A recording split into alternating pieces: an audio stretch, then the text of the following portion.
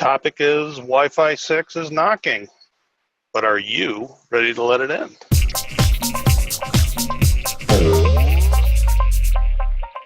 Just a real quick of who I am. I get around, and I'm thankful for the opportunities to do so. If you note my contact information at the bottom of the slide. I've been doing this, I guess I'm a dinosaur from the previous discussion. I too am over 20 years. And kind of tell you a little bit about the perspective that I'm bringing to the topic here.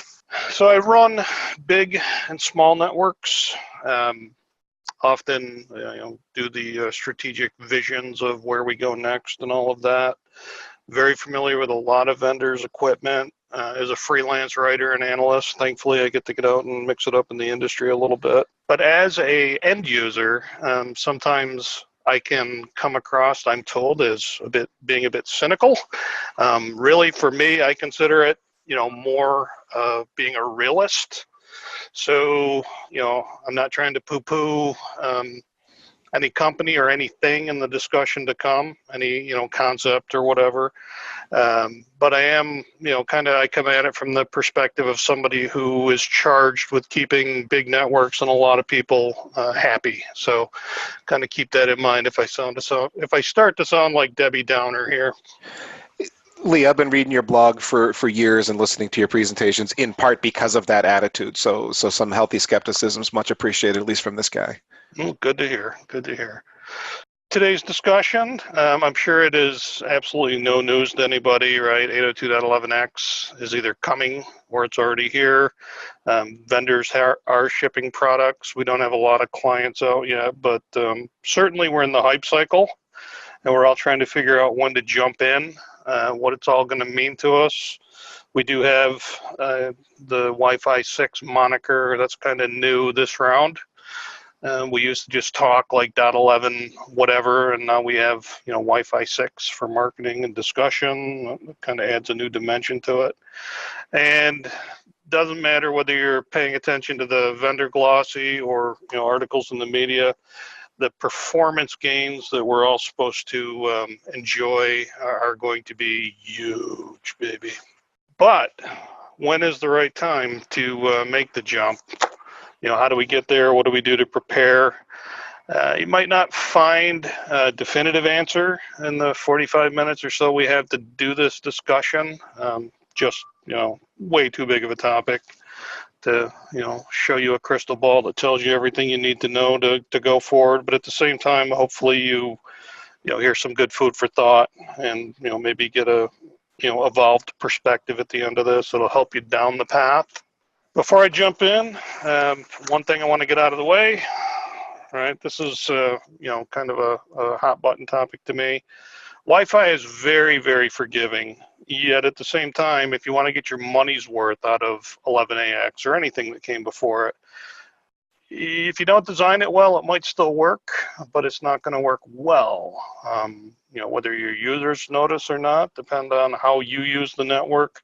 But there's nothing magic about 11AX, Wi-Fi 6. Design is everything. So going forward, good networks take good design. That doesn't change with 11AX. So my public service announcement. One other note before we dig in. Heading into 11AX, we still have a crazily fragmented wireless client device space. What clients support and what they don't support, from security and number of radios and oddball protocols that are required and little weird living room quality expectations when the vendor puts out their whatever it is, like a Chromecast, for example, and then somebody brings it into work and they want to set it up in the conference room and find out that hey, this consumer grade thing just doesn't work very well in the enterprise unless you really do unholy things to your network design. None of that's going to change. It's not like 11AX is a grand panacea for all of the problems or opportunities, if you will, that abound in the wireless client space. So, just one more thing to keep in mind. Things do get better, things do evolve, but at the same time, a lot of the same problems and same concerns lurk in the background. So moving forward, back to topic, what are we actually going to get out of 11x? Quick foundation to the discussion of how we get there. Why even go to it? What's the draw, right? And my kind of tongue-in-cheek commentary here, you just get more everything. More goodness, more better. It truly is better in a number of ways, and it might sound silly to say, you get more everything, but you really do. And for example, we are going to see faster Wi-Fi. That tends to be the sexy thing that we all lead with, or that certainly the marketers lead with. For years, we've been hearing that, this goes to whatever gigabit, whatever crazy speeds are promised, like, 11AC promised whatever it was, 2 or 3 or 4 gig, depending on who you read. But those are data rates, not speeds. You got to be in a perfect lab-like environment to do that. And oh, by the way, everybody's still running single gig uplinks to the access points, because what is promised in the top end of the standard might get written about by journalists who don't know any better, but it just doesn't happen. With 11AX, that just doesn't happen, may start happening. Probably will start happening, especially as 11AX gets more mature. So we're really, really taking a jump forward with realized speeds and not just data rates. Everything that you're seeing in front of you just is going to be that much better with 11AX. The battery life, the second to last bullet there, the battery life, that's going to be good for IoT devices, potentially. Good for everybody, but it's kind of aimed at the whole IoT space and IoT devices that are on Wi-Fi. Way too much to get into here, but basically the vendors like Cisco, Aerohive, and Aruba in particular all have really good resources that are not hard to find, explaining exactly what you get out of 11AX. So if you haven't gone down that road yet, I suggest that you give that a try and get yourself immersed in what the actual benefits are. There's also some good podcasts out there. One of my favorites is Clear to Send. Shout out to those guys. Just do a great job explaining the true benefits of 11AX. So, yeah, another vote for Clear to Send here. They did a series on AX, Wi-Fi 6, and dig absurdly deep into some of the nitty-gritty details down there. Yeah, which you really need to hear at least once or twice, because so many things change. Some of the previous standards were kind of a nuance change, and they'd introduce 1 or 2 big things. Like when MIMO came out, it's like, phew, got to wrap my head around that. With 11AX, there's a lot of those, several things that you really need to wrap your head around, and it is worth taking the time to, get immersed in it. At least in the fundamental gains before you look forward and, make your plan on how to get there. You really want to understand what you're getting into beyond the marketing and, know what the buzzwords actually mean. But Lee, I think the takeaway here is, just as someone who positioned himself as a skeptical networking person who's been in the business for quite a while, you do seem to be generally positive that with 11AX we're actually getting improvements. I am. I firmly believe that, and but it also won't be on day one, and I'll talk about that a little bit. It's not like you hang up an 11AX AP and all of a sudden a rainbow comes out over your network and unicorns are dancing around and life is good, and it just doesn't happen that way. Never does. But once the clients come and once the 11AX tide rises sufficiently, and it absolutely will, and probably faster than it did for AC, then we'll really start to see a lot of the promises. So how do we get there, right? Well, a few spoilers, right? There's going to be situational nuances. Not every environment is the same. We all have different operational goals. We have different budget concerns. We have different needs. The building blocks might be the same, but the situation for each of us is going to be a little bit different. We're going to take this down 2 paths. We're going to approach it from the perspective of Greenfield. If you're looking at a new wireless environment, it's going to have different concerns than if we're evolving in an existing environment. So we're going to start off with that, it's a greenfield, it's new, or it's a new space or a new building or whatever, versus taking your existing wireless network and transitioning it to AX. So that comes after we talk about the greenfield stuff. If you trust a given vendor, it might be okay to jump in now. And for me, that equals, the access points that are on the market. 11AX has not ratified.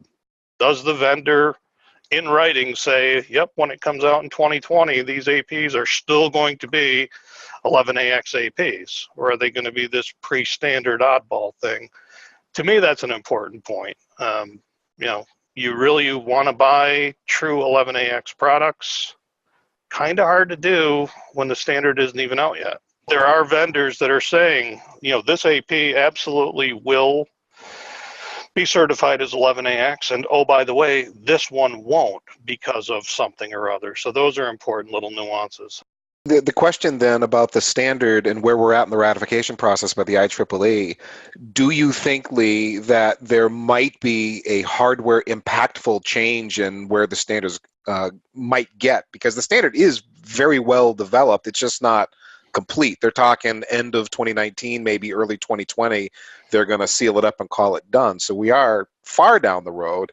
To me, it's partly a hardware risk. If I can upgrade software and still be 802.11ax, be Wi-Fi 6 compliant, that's not very risky to me.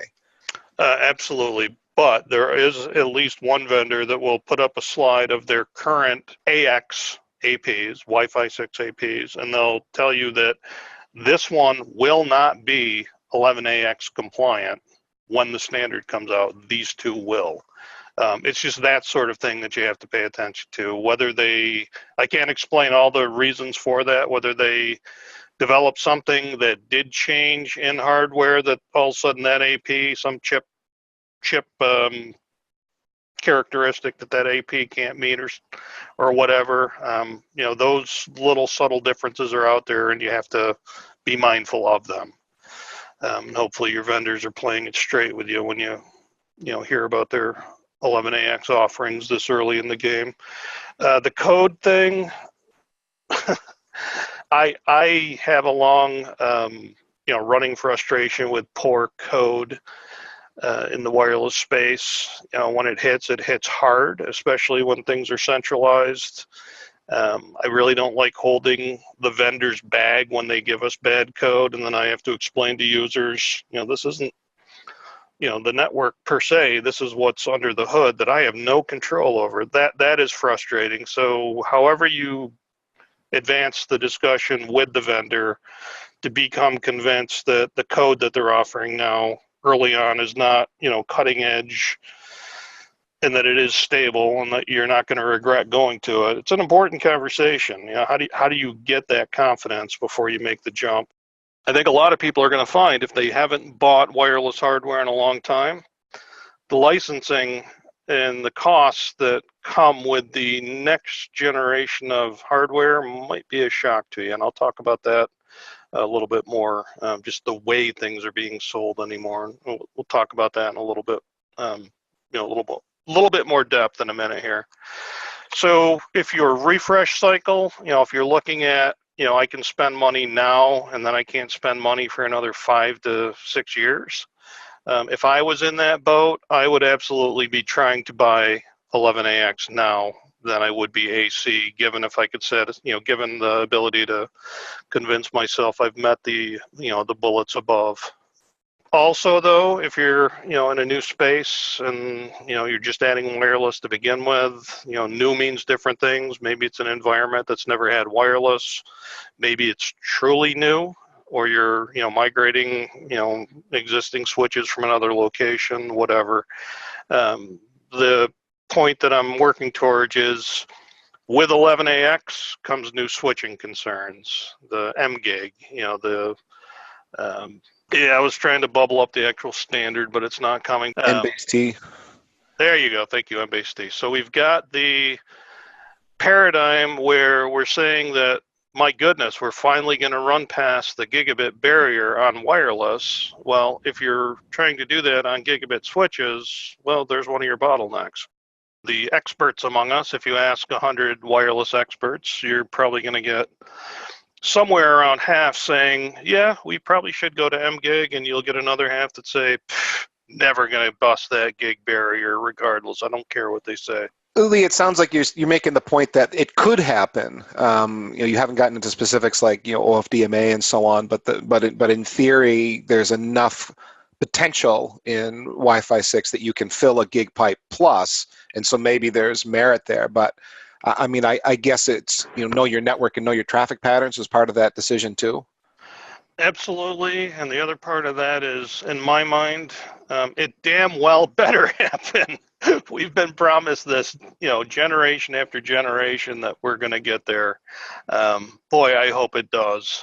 It's time. Everything makes sense that it could.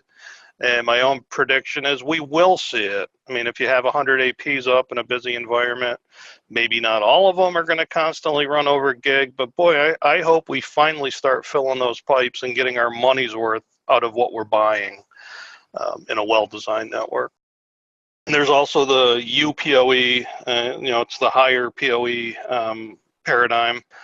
There is at least one vendor's APs out there that if you're not running UPoE, you don't get access to the fourth radio. Only it's a 4x4 that needs UPoE to be 4x4. And if you don't have it, it's a 3x3 AP. So what hardware are you buying? And UPoE and mGig are both expensive, real expensive. So if you cut back on your switches, what concessions are you making with the wireless hardware? And then it's just a ripple effect. This is the wireless network is the edge of the enterprise, and if you bulk it up and you start seeing lots of traffic, your uplinks are going to have to change and potentially have to change if they're currently under provisioned, or you're used to thinking in terms of it's okay just to use gigabit uplinks. Now you might have to start thinking about with what's going to be out there in this new design, we might actually have to start doing 10 gig, where before we used to be comfortable doing 1 gig, or maybe we'll start doing mGig in our uplinks, in our aggregation strategy. So there's just a lot there to think about at scale throughout the network beyond just the APs. And then the licensing aspect, as 11AX rolls out, things are changing, and it's not maybe, I was going to say not good or bad, just different. I think it's more bad and different than it is good. And again, just from where I sit, just they're licensing the hell out of everything. And a lot of times we are in this situation where it feels like you have to buy something and then rent the right to use that. And if you haven't gone down this path in a while, that can be kind of shocking. So just be prepared for it. Again, we're talking in the Greenfield space. If it's a new network, if you don't have Wi-Fi 6 clients yet, you're not going to see the promise of Wi-Fi 6. Your network will be better if you've designed it well. There will be better cells and all of that, but to get the true benefits, you're going to need Wi-Fi 6 clients, and they will come fast when they start coming. So you could put it in today, and then there's going to be this lag of 12 to 24 months. And then as the clients start cycling in volume, you're really going to see the network get used the way that you would want to see it after spending the money. Lee, do you have a sense of whether the client device makers are also going pre-standardized with 11AX clients, or are they waiting until final standardization before they start rolling out, quote, Wi-Fi 6 or 11AX devices? Yeah, I don't have a clear answer, but my sense is that there's a lot of waiting, more waiting than rushing to say, hey, look at me, I'm Wi-Fi 6. Okay. I think it's more of a, let's get it right so we're not angering people, I think. They're still trying to sell people 5G, so Wi-Fi 6 might be a bridge too far at this point. Yeah, exactly. And then, again, if you haven't gone down this road in a while, it used to be access points and controllers were the sexy story that you were getting sold. You can go shopping for wireless now, and it might take till the third hour of the sales meeting before they're even talking about access points and controllers. Not anymore, things are super systems, and you're going to need analytics, and you're going to need onboarding, and you're going to need this, and you're going to need that. And you're just kind of putting up your finger and saying, excuse me, can we talk about wireless access? That's what I'm shopping for. And it's just a different discussion than it was even just a few years ago. So you might go shopping for Wi-Fi 6 access. Be prepared to be hit with all kinds of stuff that might not sound wireless related. It really is, but the overall approach to delivering wireless has changed in the industry. That's just a fact of life. The things that you're up against when you consider, setting up a new network with 11AX, you've got APs to pick from. They're going to come 4x4 or 8x8, and those are, radios, antennas, if those numbers you're not familiar with. Your cabling is going to have to be very high quality. If you haven't, touched your cable plant in a lot of years, or you're not used to really, certifying cable when it goes in, or you do cabling on the cheap, whatever, might not get away with that with 11AX anymore. We hit on the switches. The concerns are also kind of leaving the world of regular gigabit to the AP behind, or at least questioning whether that's right, and then the UPoE. And big dollars come when you take on this paradigm with switches. Do we go to those? Be prepared for sticker shock and licensing that comes with the sticker shock. And then what I'm calling the big story. You might envision access points. The vendors are going to hit you with all of this stuff in the lower right. And you have to, unfortunately, talk through that to figure out if you can even just do wireless, or if you have to get into a bunch of this stuff to get the licenses for the access points. And again, none of this is 11AX specific, but it just happens to be where we all are on the timeline for buying enterprise wireless solutions. And hopefully that makes sense. I don't mean to muddy the waters, but they're kind of inseparable when you go down this road. Quick question on the 4x4 and 8x8, Lee. As I was doing a little bit of homework on those different APs, it seems like we'd see 4x4s more often, and you'd be paying dearly for 8x8s, and don't go there unless you don't need to, or am I off on that? This is where you get into, no, you're generally right from the common sense perspective, but also you have to kind of think about that OFDMA, the ability to actually serve multiple clients at a time. And please don't think that these are switch-like in any way, shape, or form just because we're serving multiple clients at a time. You really need to dig and find out what that means. It's still half duplex and all of that. But 8x8 is going to bring a lot of other potential advantages. Whether it's warranted in your environment or not, it's up to you to decide. I have 4x4 AX APs in test. I have yet to look deep at, okay, what do I get from this 8x8? I just haven't run one yet. So I can't tell you operationally, whoa, this is phenomenal. It's worth the extra money. I just haven't seen it enough to give you a good educated answer on would that be worth it. But certainly more radios and more chips and more brain power is going to equal more cost. There's no doubt. Okay, what if we're upgrading our existing wireless network, which I think, wireless has gotten to be so pervasive. Maybe this is the more common story. First of all, have a reason to upgrade. A lot of us can't just afford to jump in the moment a new technology comes out, and that moment is here. Prices will come down, hopefully, at some point. And if you really don't have a reason to upgrade today, all I can say is, why do it? But at the same time, as I said before, if your budget cycle is such where you're faced with buying, we got to do an upgrade. We do it now. Maybe we're still on 11N. We have to upgrade now, or we can't upgrade for 5 or 6 years. That would be a reason to upgrade to 11AX. But hopefully there's other reasons. We expect the new clients, and here's proof that they're coming, and our users want to go to blah blah blah within a year, whatever. But all I'm saying is have a reason. This is nothing that you should be doing recreationally. because it's going to be expensive.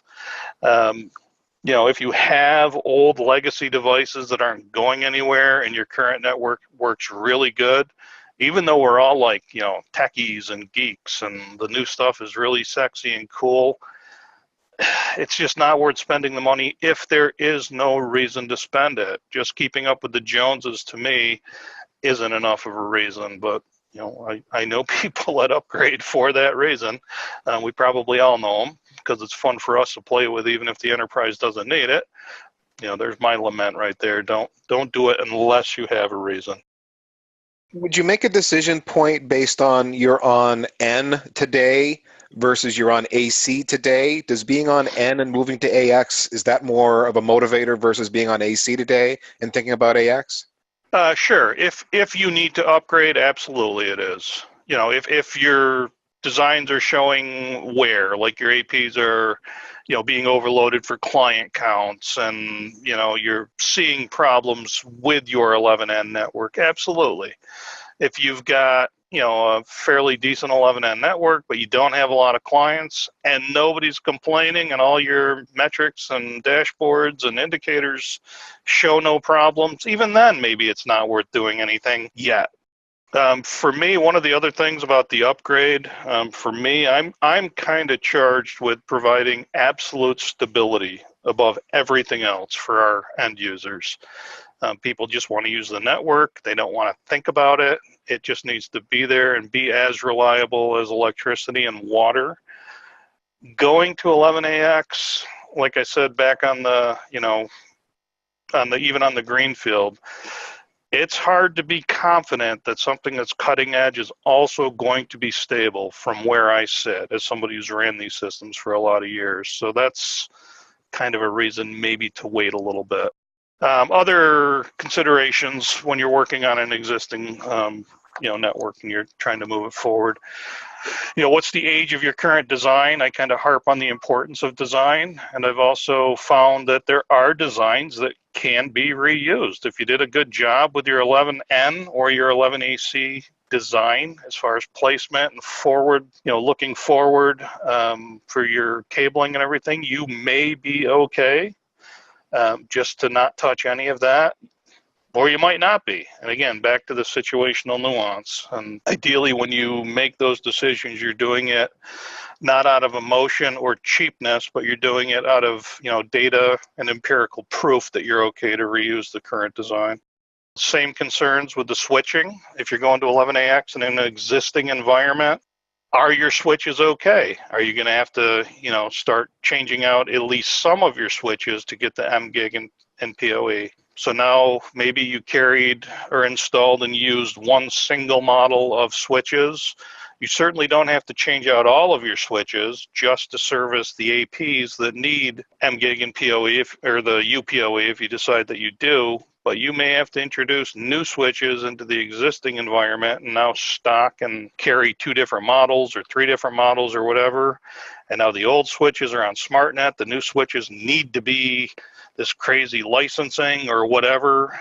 Not to throw too much Cisco into it by saying SmartNet, but the point is that it's going to change things. You don't have to change the entire environment to support AX, but you probably got to change some things that are going to, if nothing else, complicate your inventory. And then there's the dilemma, do you stay on the old controllers, even if they support 11AX, or do you migrate to the new stuff, or do you just scrap the controller model, period, and go cloud?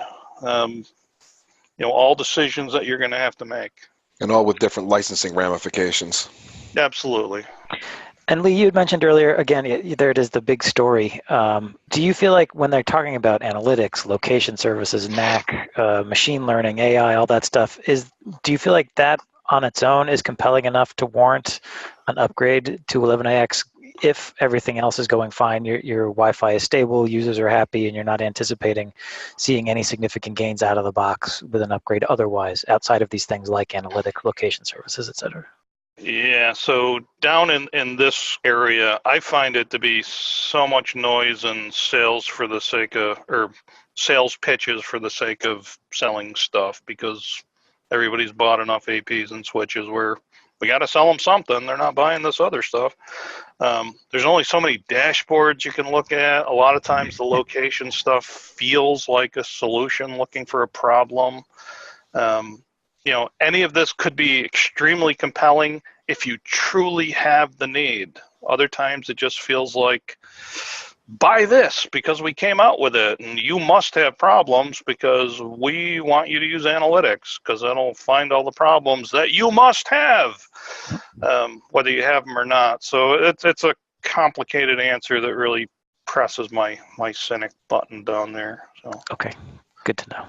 Don't make me start quaking. And we don't want to trigger an episode. it's a good thing we don't have a camera because I got one vein in my forehead throbbing. Thank you. A little more on the the existing, your network management system or systems. Does that have to get changed out when you go to the new APs and controllers and or other pieces that are involved? That's more cost. It's more education. It's more disruption. Can your instrumentation, whatever it is, handle what you're thinking about going to, or is that part of the change? Kind of hit on the budget model stuff, so I won't harp on that. But the tools, most of the tool makers out there have yet to introduce anything that supports 11AX. And if you rely heavily, this is everything from packet capture to NetScout AirCheck G2s, just to throw it out there as a representative tool. A lot of those haven't even, nobody's talking about taking them to 11AX yet. So you put in an 11AX network today, you're probably going to have a tools gap. For things like spectrum analysis, spectrum is spectrum. It doesn't really matter so much what the tool is, as long as you can see the spectrum and the power level and all of that, you may be okay. But when it gets into things like complicated packet captures and decoding the nuances of an 11AX network, the tools just aren't there yet, and you're going to have to not only do without for a little while, but you also have to budget to get those tools when they do come out, if you want to properly support your network. And then, staff knowledge is always a challenge. 11AX is a whole different beast, and the super system that it bolts up to is going to be a whole different beast. It's not unreasonable to question whether your existing staff are up to the task of just taking on this new paradigm without getting some training. And I'll just say it, 11AX may be, by the time you get into your switches, and if you change out your APs, and if you have to change out your NMS, you may be looking at an opportunity to say, do we like the vendor that we're with? Or do we want to see if the grass is greener on the other side? If you go that route, running parallel wireless networks is never fun. But at the same time, people do it. People do change vendors. And the bigger you are, the harder that gets to be. But your pain, regardless of your size, with your past vendor might bring you to the point where you're looking at 11AX as a juncture to change vendors. And if you go that route, my goodness, have a plan, or it's going to be messy. Do you have a sense of how far out we are from seeing AX being mass deployed? I mean, I don't think Apple's announced anything yet. We've got some notification from Intel and Samsung about some chipsets that are out there and a few devices that have it embedded. But, are we months away, years away? Everything I read says, later in 2019. So I don't think we're that far away.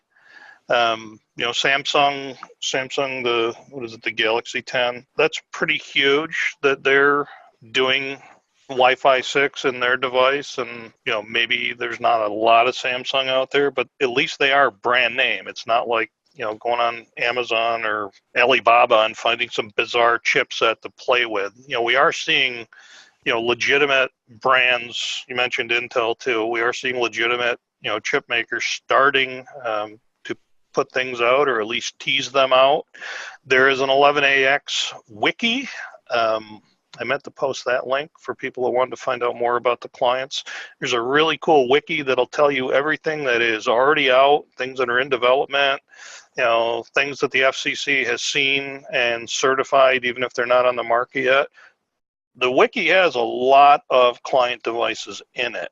Now, granted, in that framework, all of those may not come to market, but if you look at the non-obvious, read the non-obvious tea leaves, like, through frameworks like that, a lot of people are putting 11ax stuff, at least, they're making it, they're coming out with it. Whether it's landed in laptops yet or not, certainly we're not seeing a lot of 11ax laptops, but all of the signs are pointing to it's coming really soon. It's certainly not years, but it's definitely coming, soon. Winter is coming. Hey, Lee, I wanted to get clarification on something. You talked about the tooling around Wi-Fi 6 isn't there yet. If I'm looking at a new build and I need to do a site survey, you said Spectrum is Spectrum, so the fact that my Spectrum tool isn't necessarily Wi-Fi 6 or 11ax compliant is going to be an issue. It's more about the day-to-day operations and troubleshooting kit? A little bit of both. I mean, if you're doing AP on a stick and your AP is 11ax and you have an 11ax client to use with that AP on a stick, you're good to go. If your survey tool, again, it depends on what part of the survey we're talking about. If you're and the skill of the person doing it. Like, I would go so far as to say that a good, well-seasoned wireless engineer who truly knows what he's doing could take an old crappy, Linksys 11B router out and probably survey for 11ax and make a go of it.